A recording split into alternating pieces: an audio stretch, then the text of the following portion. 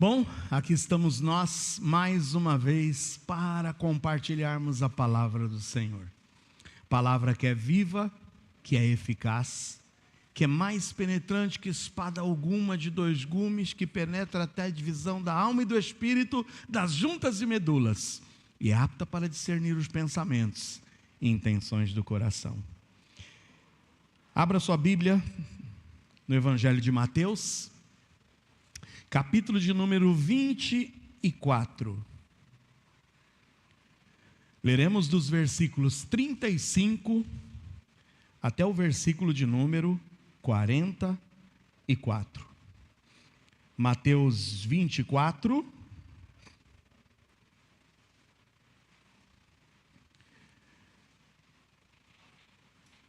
de 34 até 44.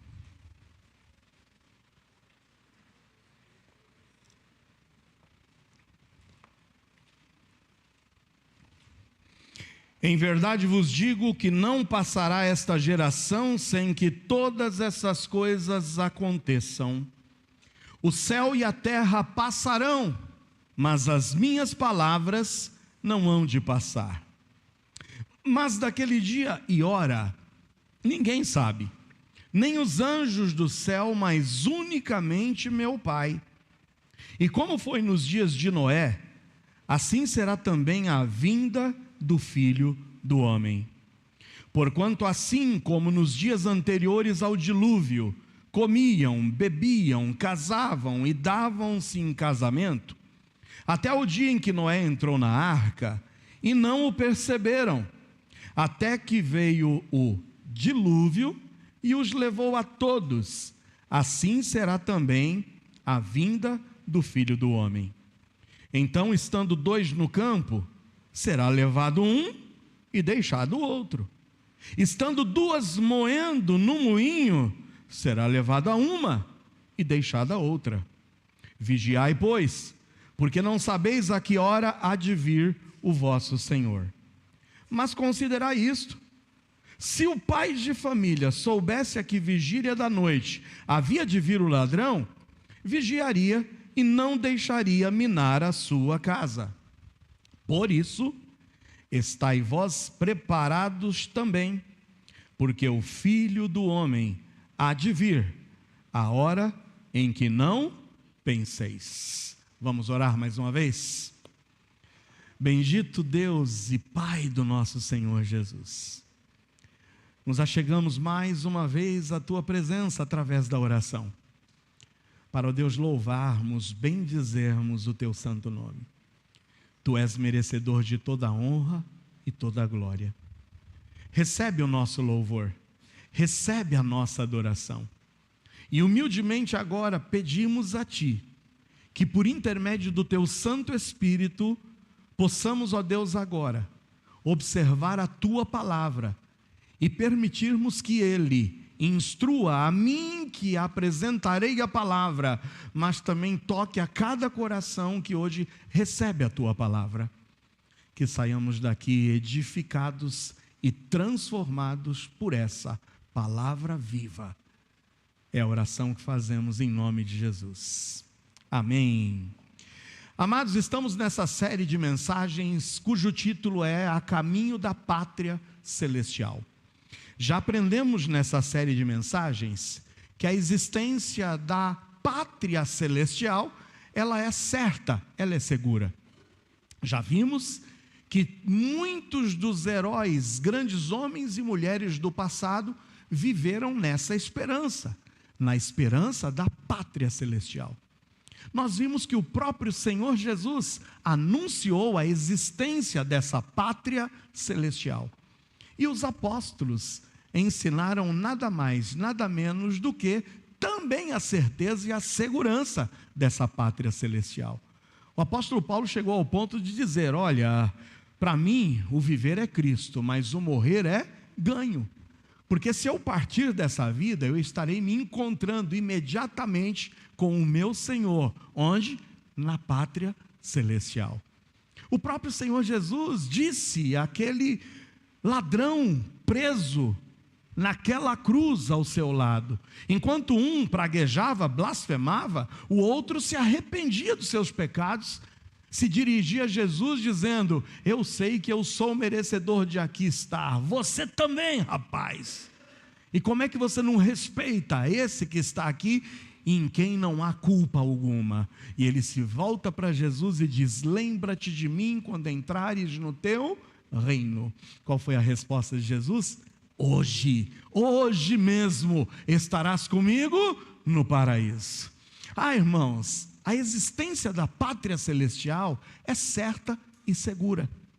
Nós vimos já nessa série de mensagens como é a pátria celestial e nos deparamos com a glória da pátria celestial.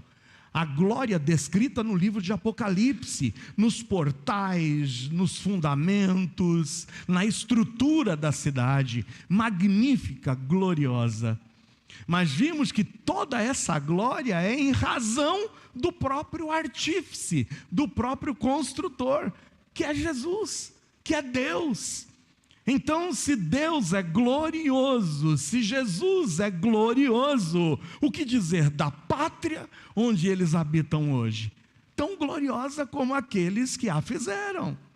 E Jesus afirmou isso: meu Pai está lá preparando, adornando esse lugar, e eu virei mais uma vez, porque eu quero que onde eu estiver, estejam vocês também.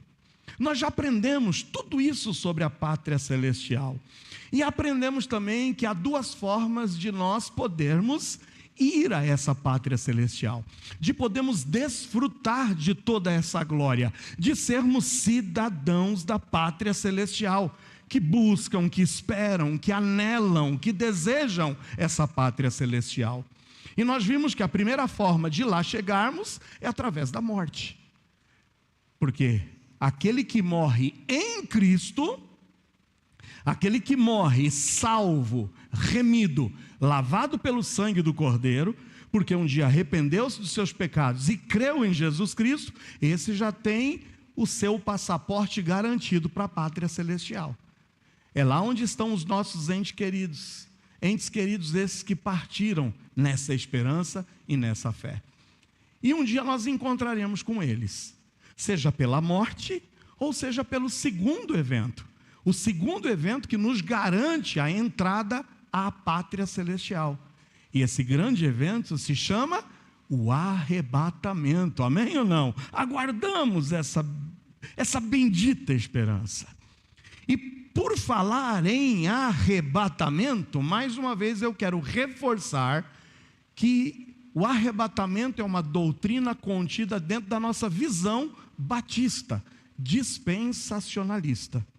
Na visão dispensacionalista, onde a história está dividida em períodos de tempo, em dispensações, onde Deus remete uma obrigação, onde Deus dá um teste, e o homem, de acordo com a sua resposta positiva, gozará de bênçãos, negativa, sofrerá juízo.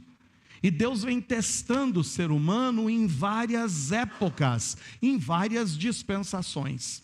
Dentro do dispensacionalismo, nós reconhecemos 7 períodos de tempo: a inocência, a consciência, o governo humano, a promessa, a lei, a graça ou a igreja e o milênio. Nós estamos vivendo atualmente a 6ª dispensação. É a era da igreja, é a era onde a graça de Deus se manifesta agora, não particularmente à nação de Israel, mas a todos quantos o receberam. E a estes Deus dá o poder de serem feitos filhos de Deus.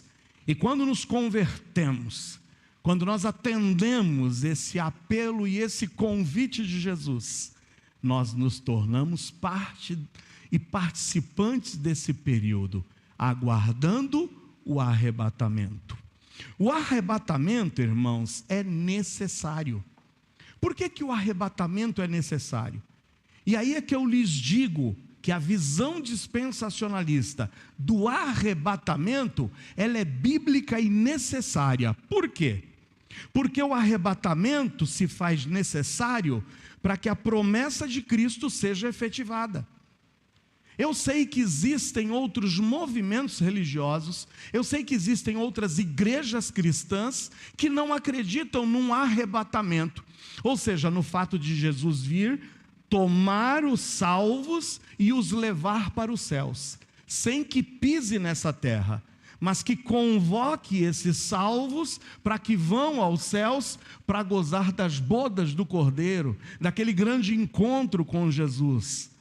Alguns negam a existência desse arrebatamento particular. Mas, amados, a visão do arrebatamento, ela é bíblica e necessária. Por quê? Para que a promessa de Jesus seja efetivada. Se não houver o arrebatamento, mas se houver única e tão somente a volta de Jesus Cristo a essa terra, como a promessa de Jesus será cumprida? Nós sabemos e aguardamos sim, e cremos que Cristo virá a essa terra e pisará nessa terra e reinará nessa terra. Mas antes que Ele volte, pise nessa terra e reine nessa terra, é necessário que Ele cumpra a promessa deixada aos cristãos. E a promessa é clara em João 14, 1-3. Não se turbe o vosso coração. Credes em Deus, crede também em mim. Na casa de meu Pai há muitas moradas. Onde é a casa do Pai? Dos céus. O próprio Senhor Jesus Cristo, quando nos ensina a oração modelo do Pai Nosso, Ele se volta na primeira frase dizendo o quê? Vós orareis assim: Pai nosso que estás nos céus. E aqui Jesus estava fazendo uma promessa: na casa de meu Pai. Onde é a casa do Pai? Nos céus. Na casa do meu Pai há muitas moradas, e se não fosse assim, eu vou-lo teria dito. Se não fosse assim, eu teria sido sincero e falado para vocês. Mas olha, vou preparar-vos lugar. E quando eu for e vos preparar lugar, para onde Jesus foi? Onde Jesus está agora? Assentado à destra do Pai. Ele disse: eu vou, e quando eu for, vou preparar lugar, e eu virei outra vez. Virei outra vez e vos o quê? Levarei. Uau! Ele está dizendo, fazendo uma promessa. Ele diz: eu voltarei e vos levarei. Para quê? Para que onde eu estiver, estejais vós também. O arrebatamento é necessário, é uma bendita esperança para que a promessa de Jesus se cumpra, amém ou não? Quantos aguardam esse momento? Oh, irmãos, vai chegar esse dia. O dia em que, amém, louvado, até me arrepiei com esse amém, uau, alguém que deseja, que almeja, que anela, cidadã dos céus está aqui, porque eu disse que o cidadão dos céus está marcado, é aquele que o quê? Espera, é aquele que busca, e aquele que o quê? Deseja. Você deseja ou não? Amém, amém. Então, amados, Ele vem, Ele cumpre a sua promessa, e o arrebatamento é o cumprimento dessa promessa, para que a gente vá gozar na pátria celestial por 7 anos, 7 maravilhosos anos, benditos anos, em que nós vamos observar e vermos com os nossos próprios olhos a descrição dessa tremenda cidade que João viu e descreveu no Apocalipse. Ah, eu vou para lá, eu tenho essa certeza. Ou eu vou pela morte, porque eu posso morrer, e todos nós podemos morrer, e se morrermos em Cristo, para lá já vamos. Ou eu vou para lá pelo arrebatamento. Se dissesse: pastor, você prefere ir para lá como? Eu diria: pelo arrebatamento. Quem está comigo? Que ele voltasse hoje, amém ou não? E todos nós íamos juntos, juntinhos. Espero que essa igreja ficasse vazia, se ele voltasse hoje. Se ele chegasse nas nuvens e tocasse a trombeta e viesse a convocação, eu gostaria que essa igreja ficasse vazia. Mas eu fico com pena de você. Se todo mundo foi, você de repente naquela bocejada, sabe? Quando abrisse os olhos, meu Deus, cadê todo mundo? E foi todo mundo. Alguém vai ficar? Quem sobe? Tem gente com dúvida aí. Será que eu falo amém ou não? Não tem pegadinha não, tá? Sem pegadinha. Quem sobe feliz e contente se Cristo convocar hoje? Diga amém. Agora sim, saiu até na live aí. Quem estava lá em casa ouviu o amém de vocês. Espero que você que me acompanha por essa transmissão também possa dizer amém. Mas o arrebatamento é necessário não somente para o cumprimento da promessa de Jesus, mas o arrebatamento faz parte também por uma outra promessa clara no Apocalipse, de que nós seríamos poupados da grande tribulação que viria sobre esse mundo. É aguardado, segundo as profecias, um tempo jamais visto de perseguição, de tribulação, de tentação. É claro, meus amados, que nós já tivemos durante todo o decorrer da história, pontuados em diversas partes desse mundo, perseguições, tribulações, terremotos, pestes, guerras. Nós temos pontuado durante toda a era cristã, momentos em que a gente identifica esses sinais. Mas a Bíblia diz de um aspecto mundial, onde o mundo inteiro, onde a terra toda sofrerá um tempo de tribulação e tentação jamais vistos. E é por isso que há uma promessa tremenda que nós vimos a semana passada. Está em Apocalipse 3:10. Olha o que diz em Apocalipse 3:10. Como guardaste a palavra da minha paciência, também eu te guardarei da hora da tentação que há de vir sobre o quê? Todo o mundo. Todo o mundo. Irmãos, as profecias apontam para um momento em que todo o mundo estará sofrendo uma tribulação jamais vista. Mas que bom que o arrebatamento, ele se faz necessário para que a promessa de Cristo de irmos à pátria celestial com Ele seja cumprida, mas também o arrebatamento é necessário para que a promessa feita de que nós seríamos livres, protegidos, guardados dessa tribulação que viria sobre todo o mundo, também se efetive através do arrebatamento. Por isso o arrebatamento é a nossa bendita esperança, amém ou não? Bendita esperança. Mas o arrebatamento não somente é necessário, mas o arrebatamento, a Bíblia também diz que ele será inesperado. É aí que é necessária a sua atenção, porque o arrebatamento ocorrerá de forma inesperada. E eu sei que você vai conversar com pessoas que compactuam da fé cristã e que rejeitam essa teoria chamada por eles de um arrebatamento inesperado, secreto. Mas a Bíblia nos deixa claro o fato de que o arrebatamento será inesperado. Veja o que diz o próprio Evangelho de Mateus 24. Nós começamos a mensagem lendo Mateus 24.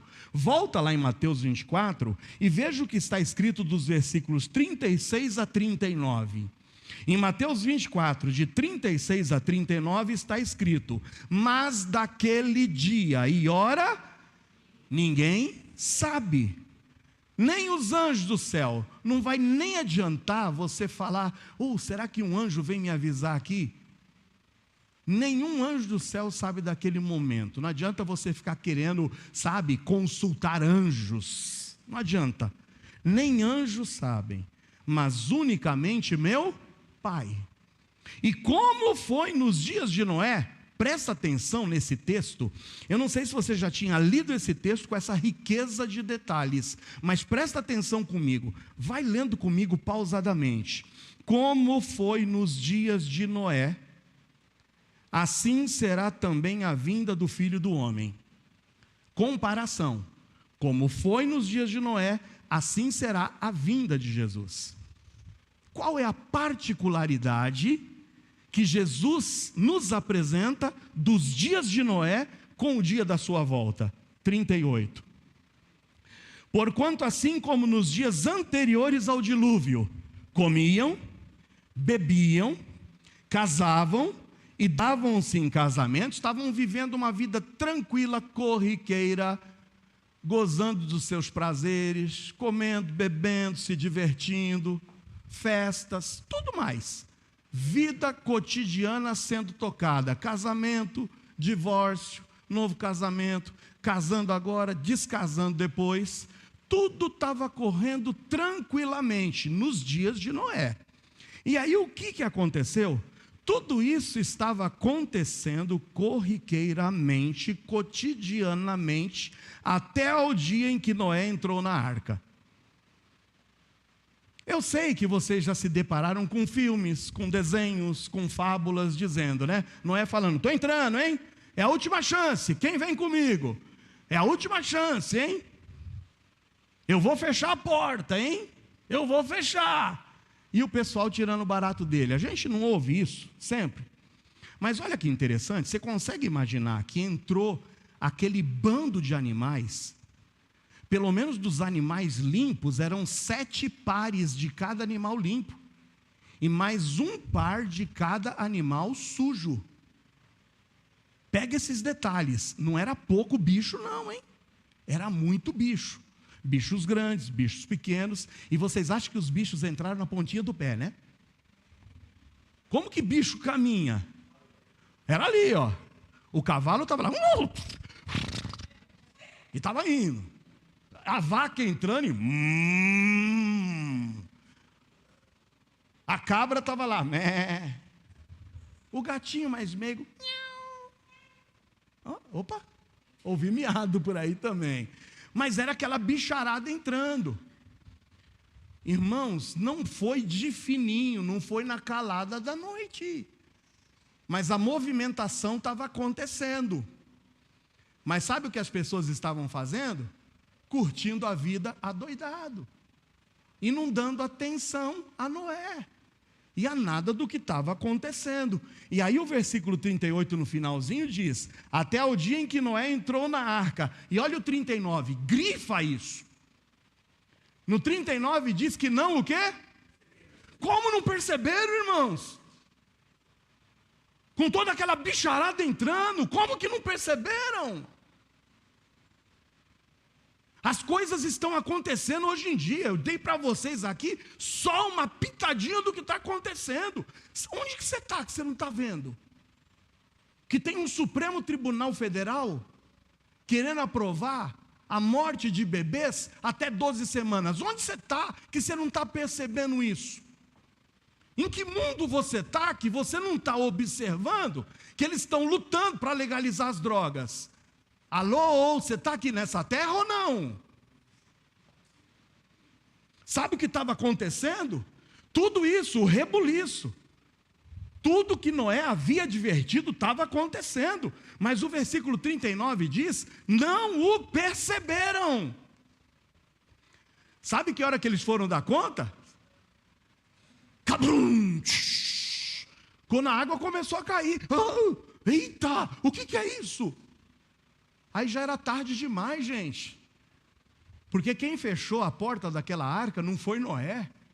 Quem fechou a porta da arca foi Deus. E meus amados, o tempo do arrebatamento está chegando. Amém ou não? Você está esperto ou não? Você está captando os sinais ou não? Porque como foi nos dias de Noé, será no dia do arrebatamento. As pessoas não vão perceber, porque o arrebatamento será inesperado. Paulo chega a ensinar e dizer que o arrebatamento será como um ladrão vindo de noite. Alguém espera o ladrão vendo? O ladrão deixa um recadinho na sua caixa de correio. Escuta, hoje eu passo aí na sua casa 2 horas da manhã, mais ou menos. É assim que o ladrão faz? Para você estar com a garrucha esperando ele? Ele vem quando ninguém espera. O ladrão vem de forma inesperada. Você está olhando o seu celular na hora que o semáforo fechou. Aí você chega e fala, bom, está fechado, dá tempo de eu dar uma olhadinha aqui nas minhas mensagens. Aí daqui a pouco você vê uma mão que arrebenta o vidro e leva o teu celular. É inesperado, irmãos. E assim será a volta de Cristo. Olha o que diz em 1 de Tessalonicenses 5, 1 e 2. 1 de Paulo aos Tessalonicenses 5, 1 e 2. Mas, irmãos, acerca dos tempos e das estações, não necessitais de que se vos escreva, porque vós mesmos sabeis muito bem que o dia do Senhor virá como o ladrão de noite. Está vendo?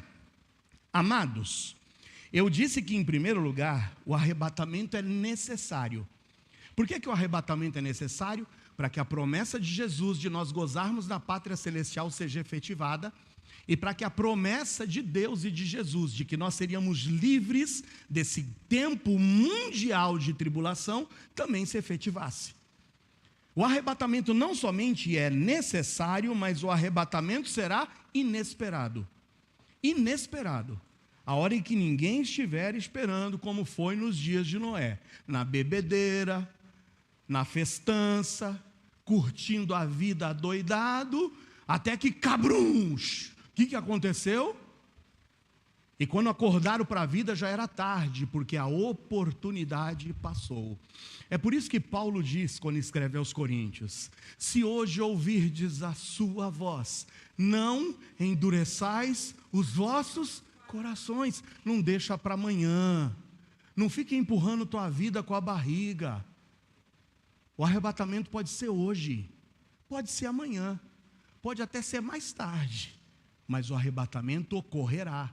Ele é necessário, mas ele será inesperado.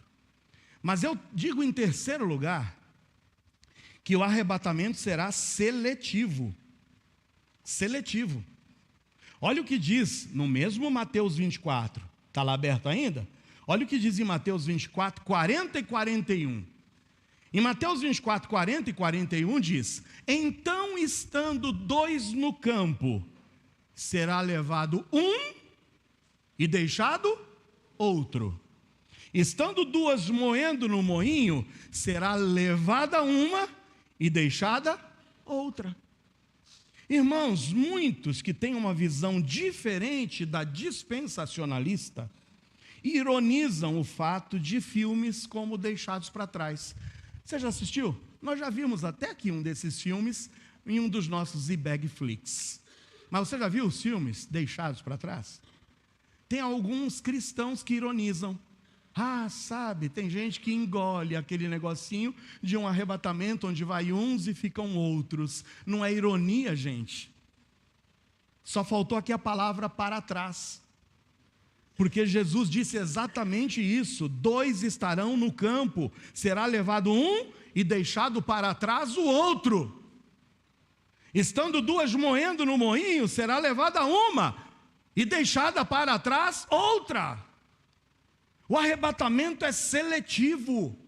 Marido não leva esposa, mãe não leva filho, filho não leva pai nem mãe, ninguém vai agarrado no calcanhar.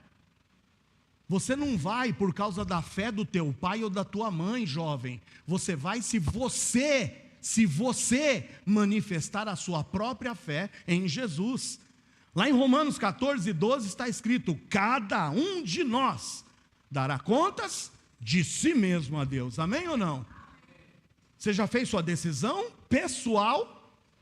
Porque o arrebatamento será seletivo. O arrebatamento é necessário, a promessa vai ser cumprida. Vim para buscar você para a pátria celestial. O arrebatamento será inesperado. Mas o arrebatamento será seletivo. Eu quero dizer, quem vai? Você vai? Quem vai ser deixado? Se você não tem certeza, meu amado, toma uma decisão hoje por Jesus. Não brinca com o teu futuro. Eu já disse, basicamente, em quase todos os cultos, isso é caso de vida ou morte. O arrebatamento, sim, é necessário. O arrebatamento, sim, é inesperado. O arrebatamento, sim, será seletivo. Mas, em quarto lugar, o arrebatamento é o evento onde os corpos serão glorificados e transformados. Então, no arrebatamento, os corpos humanos serão glorificados e transformados. Olha o que diz na 1 de Paulo aos Coríntios 15, 51 a 53. 1 de Paulo aos Coríntios 15, 51 a 53. Diz assim a palavra do Senhor: Eis aqui vos digo um mistério. Na verdade, nem todos dormiremos, mas todos seremos transformados. No momento, num abrir e fechar de olhos, ante a última trombeta. Lembra como foi nos dias de Noé? Eles não perceberam, até que Noé já tinha entrado e veio a trombeta dos céus, a última, para avisar para eles, já era. Cabrum! A trombeta última será tocada, porque a trombeta soará, trombeta de convocação, trombeta de reunião, trombeta de chamamento, onde uns vão e outros ficam, porque o arrebatamento é seletivo. Eis então que ante a última trombeta, porque a trombeta soará, os mortos ressuscitarão incorruptíveis. Eu vi essa semana um vídeo tremendo, irmãos, não sei quantos de vocês viram. Uma cristã, que voz linda, louvando ao Senhor. Ela não tinha os seus braços e não tinha as suas pernas, mas ela estava louvando ao Senhor e falando da bendita esperança. Eu olhei para aquele vídeo e imaginei, se o arrebatamento fosse hoje, essa irmãzinha teria o seu corpo transformado. Os mortos ressuscitarão incorruptíveis, e nós que estivermos vivos seremos transformados. Porque convém que isso que é corruptível se revista da incorruptibilidade, e que isso que é mortal se revista da imortalidade.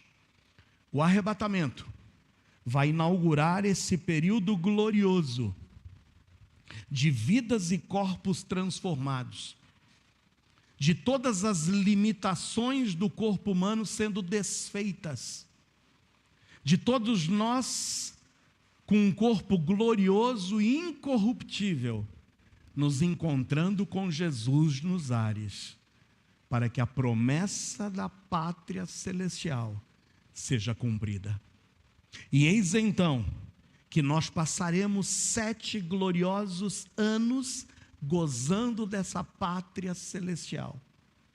7 gloriosos anos contemplando o nosso Salvador. 7 gloriosos anos percorrendo essa pátria celestial, nos encontrando com os heróis da fé, tendo todo o véu descoberto, tudo aquilo que nós não compreendemos na nossa limitação humana, vendo e compreendendo, porque teremos a mente de Cristo.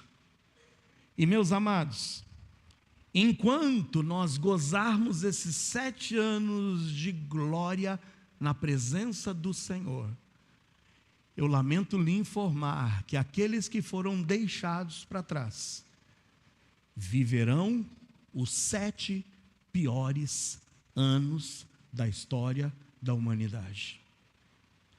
É o oposto, diametralmente oposto. Glória nos céus, tormento nessa terra. Porque o arrebatamento da igreja inaugura o período conhecido como a 70ª semana do profeta Daniel. Quando todos os acontecimentos de Apocalipse 6 a Apocalipse 19 se cumprirão nessa terra.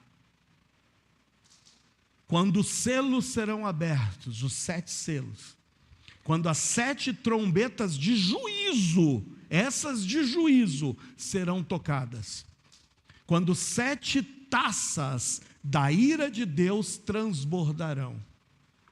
E todo o relato contido de Apocalipse 6 a 19 apresentará para nós o período mais trágico da história humana.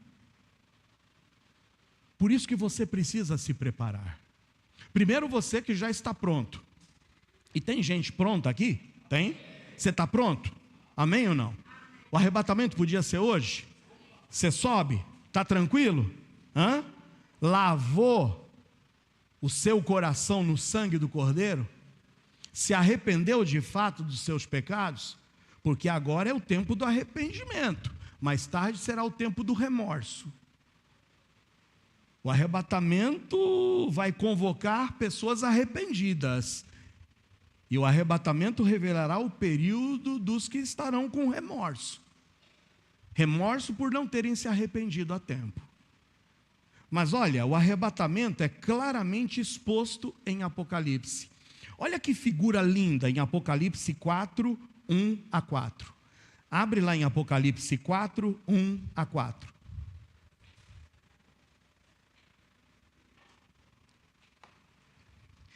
Depois dessas coisas, olhei e eis que estava uma porta aberta no céu. E a primeira voz, que como de trombeta ouvira falar comigo, disse: sobe aqui e mostrar-te-ei as coisas que depois destas devem acontecer. E logo fui o quê? Arrebatado no espírito, e eis que um trono estava posto no céu, e um assentado sobre o trono, e o que estava sentado era na aparência semelhante à pedra jaspe sardônica. O arco celeste estava ao redor do trono, e parecia semelhante à esmeralda, e ao redor do trono havia 24 tronos, e vi assentados sobre os tronos 24 anciãos, vestidos de vestes brancas, e tinham sobre suas cabeças coroas de ouro. Eu pensei que era um anjo entrando aqui agora, né? Eu olhei, eu fiquei até com medo. Entrou um anjo ali, a minha anja Ana, né?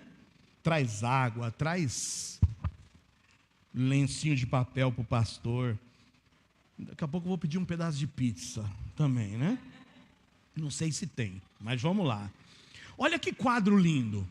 Você sabia? Olha aí, a sessão Você Sabia agora. Você sabia que a palavra igreja aparece 18 vezes nos capítulos 1 a 3 de Apocalipse? Chega em casa, você vai contar agora.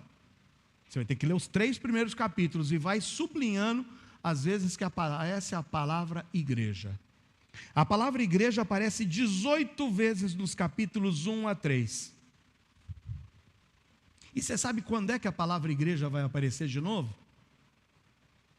Só no capítulo 22. Sabe por quê? Porque tudo que está relatado de pragas e de juízos é a visão de João que ele recebe aqui, ó. Lembra? A porta abre no céu, João é arrebatado e aquele assentado no trono diz: venha, veja o que é que vai acontecer agora. E a visão de João é relativa àqueles que estão na terra. Nós não estaremos nessa terra, porque nós estaremos na pátria celestial, amém ou não? Amém. Louvado e bendito seja o Senhor. O arrebatamento nos livra desse momento de tribulação. E nós temos figura maravilhosa desse livramento no Antigo Testamento. Enoque. Enoque andou com Deus. E por que Enoque andou com Deus? Deus para si o tomou. Enoque é arrebatado. E o que é que acontece na terra? Juízo, dilúvio. Enoque é tirado dessa terra antes do dilúvio. E sabe quem é que passa por esse período de juízo de Deus na terra, no período do dilúvio? Noé e sua família. Isso é para nós uma figura. Gente, durante esses 7 anos de tribulação, o negócio vai ser feio. O negócio vai ser feio. Mas Deus continua sendo gracioso, porque ainda a gente vai se salvar durante esse período de tribulação. Mas não queira pagar para ver. Não paga para ver. É melhor você ir para agora, que é de graça. Amém ou não? É de graça. Mas o arrebatamento nos coloca diante da nossa prestação de contas a Cristo. Olha o que diz na segunda de Paulo aos Coríntios 5:10. Segunda de Paulo aos Coríntios 5:10. Porque todos devemos comparecer ante o tribunal de Cristo, para que cada um receba segundo o que tiver feito por meio do corpo, ou bem ou mal. Saiba que nós, ainda que arrebatados e levados à presença dele na pátria celestial, teremos um tempo de prestação de contas. Como é que você viveu sua vida cristã aqui, hein? Como é que você honrou ao teu Salvador durante o tempo em que você estava aqui nessa terra? E não será trazido à memória, irmãos, as oportunidades perdidas, às vezes que você negou a Ele, às vezes que você vacilou, às vezes que você se omitiu, mas também será trazido à sua memória os tempos em que você venceu, às vezes que você testemunhou, os tempos em que você foi bênção, e cada um receberá a retribuição. Não estamos falando de condenação, porque nenhuma condenação mais há para os que estão em Cristo Jesus, mas nós prestaremos contas. É por isso que o Tiagão, lembra do Tiago? Quem lembra do Tiago ainda, hein? Oh, e como estudamos Tiago, hein? Lembra do que o Tiagão diz em Tiago 2:17-19? Tiago, lá no capítulo 2:17-19, diz o seguinte: assim também a fé, se não tiver as obras, ela é o quê? Morta em si mesma. Mas dirá alguém: tu tens a fé e eu tenho as obras. Mostra-me a tua fé sem as tuas obras, e eu te mostrarei a minha fé pelas minhas obras. O crente foi salvo por graça por meio da fé. Isso não vem de obras, para que ninguém se glorie. No entanto, Paulo continua no capítulo 2 de Efésios dizendo: mas nós fomos criados, somos feituras suas, criados para as boas obras. O que você tem feito como cristão? Sabe por quê? Porque em Apocalipse 4:10-11, e nós estamos chegando ao fim, em Apocalipse 4:10-11, nos diz que nessa visão do arrebatamento, quando João vê o céu se abrindo, a voz de trombeta dizendo: vem e vê, e ele sendo arrebatado, ele tem uma visão do que está acontecendo nos céus e do que está acontecendo na terra. E olha que figura linda em Apocalipse 4:10-11. Esses 24 anciãos se prostravam diante do que estava sentado sobre o trono. Quem é que estava no trono? Jesus.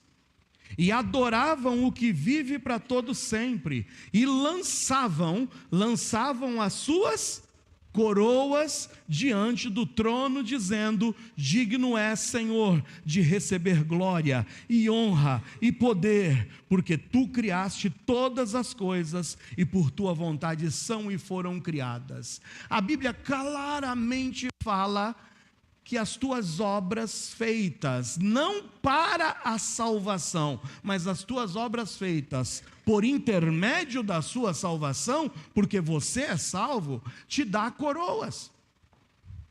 Paulo mesmo ensina sobre várias: coroa da alegria, coroa da justiça, coroa da vida, coroa incorruptível.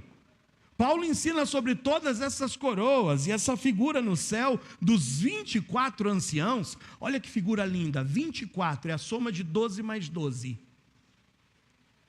12 tribos de Israel, heróis do passado, 12 apóstolos, heróis do Novo Testamento, os 24 juntos. Diante do trono, pegavam as suas coroas, coroa da vida, coroa de gozo, coroa da alegria, coroa incorruptível. E sabe o que a gente faz com essas coroas que a gente ganhou do Senhor? Lança diante dele. Porque o céu não é lugar para você ficar desfilando com coroa. Eu tenho, você não tem. Está vendo, Gustavo? Eu tenho. Ah, Gabi, você só tem 2? Ah, eu tenho 4. Se você tiver 1, 2, 3 ou 4, você não tem para se ensoberbecer, mas você as tem para que você possa oferecer mais. Aquele que é digno de todo louvor, de toda honra, de toda glória e de todo poder. Eu quero ter coroas para dar ao meu Senhor. Quantos querem ter? Trabalha, sirva, não seja um crente salvo, sentado e sossegado, mas empenhe-se na obra do Senhor, voluntarie-se, trabalhe, seja firme e constante, sempre abundante, sabendo que o vosso trabalho não é vão no Senhor, amém ou não? Ah, o arrebatamento não somente vai nos fazer nos depararmos diante da nossa prestação de contas a Cristo, mas por último, o arrebatamento indica o término das oportunidades. É a porta fechada da arca. É o término das oportunidades nessa era, para que você possa se arrepender e fazer parte dessa grande viagem chamada arrebatamento. Mateus 24, 40 e 41, mais uma vez eu te lembro, está escrito: estando 2 no campo, será levado 1 e deixado o outro. Estando 2 moendo no moinho, será levada uma e deixada outra. Você vai fazer parte do arrebatamento? Porque quem fizer parte do arrebatamento, depois dos 7 anos, se deparará com a volta triunfante de Jesus Cristo a essa terra. E a grande profecia que a gente tem do quão gloriosa será essa sua volta com a igreja, com os salvos, depois dos 7 anos de bênçãos e de glórias vividas na pátria celestial, uma das grandes profecias, ninguém mais, ninguém menos do que Enoque nos apresenta. Lembra do Enoque? Gênesis 5, 24? Enoque andava com Deus, e Deus para si o... Com quem você está andando? Com quem você está andando? Na última quarta-feira eu disse para vocês, Salmo 1, tem gente andando segundo o conselho dos ímpios, se detendo no caminho dos pecadores e se assentando na roda dos escarnecedores. Com quem você está andando? Porque Enoque andou com Deus e Deus para si o tomou. E a grande profecia de Enoque está em Judas 1, 14 e 15. Judas só tem um capítulo. É a última passagem que nós leremos. Judas, antes de Apocalipse, versículos 14 e 15, diz o seguinte: e destes profetizou também quem? Enoque, o 7º depois de Adão, dizendo: eis que é vindo o Senhor com milhares de seus santos. Eu estarei lá, entre um desses santos, não porque eu sou melhor do que vocês, mas eu estarei lá, porque eu lavei a minha vida e o meu coração no sangue do Cordeiro. Eis que é vindo o Senhor com milhares de seus santos. Para quê? Versículo 15. Para fazer juízo contra todos e condenar dentre eles todos os ímpios por todas as suas obras de impiedade que impiamente cometeram e por todas as duras palavras que ímpios pecadores disseram contra ele. Um dia todos esses que estão se levantando para aprovação de leis contra a vida, se não se arrependerem de seus pecados, um dia receberão o juízo, e o juízo certo e seguro do Senhor dos Senhores e do Juiz dos Juízes. Alguns podem escapar ilesos nessa vida, mas não escaparão da mão pesada e forte do justo juiz. E um dia nós viremos com o nosso Salvador. E viremos a essa terra para reinarmos com Ele. Você vai fazer parte desse grupo seleto ou não? Você vai ou você fica? Você sobe ou você é deixado para trás? Eu concluo hoje a mensagem. E em seguida louvaremos ao Senhor com um cântico de esperança, dizendo que quão tremendo é estudarmos e aprendermos sobre a pátria celestial. Que bom sabermos que através do arrebatamento seremos poupados da grande tribulação, quando nós nos reuniremos com Cristo e estaremos para sempre com o Senhor. Mas quão triste é sabermos que muitos dos nossos entes queridos e amigos, a quem apresentamos a salvação em Cristo, que não creram, que duvidaram, que rejeitaram, serão deixados para trás. E aqui nessa terra, enfrentarão o pior momento e período que a humanidade já passou. Olhe para os céus e diga: obrigado, Senhor, por essa bendita esperança. Mas se você ainda não creu em Jesus, não faça como aqueles que fizeram nos tempos de Noé. Não deixe para se despertar depois que for tarde demais, porque a porta vai se fechar, a trombeta vai soar, e você tem que fazer parte desse grupo que vai subir. Senão, meu amado, é triste te dizer, para ti não haverá mais oportunidades. Você está certo que vai? Arrependa-se hoje e entregue-se a Jesus, se ainda não creu nele. Fecha seus olhos, vamos orar.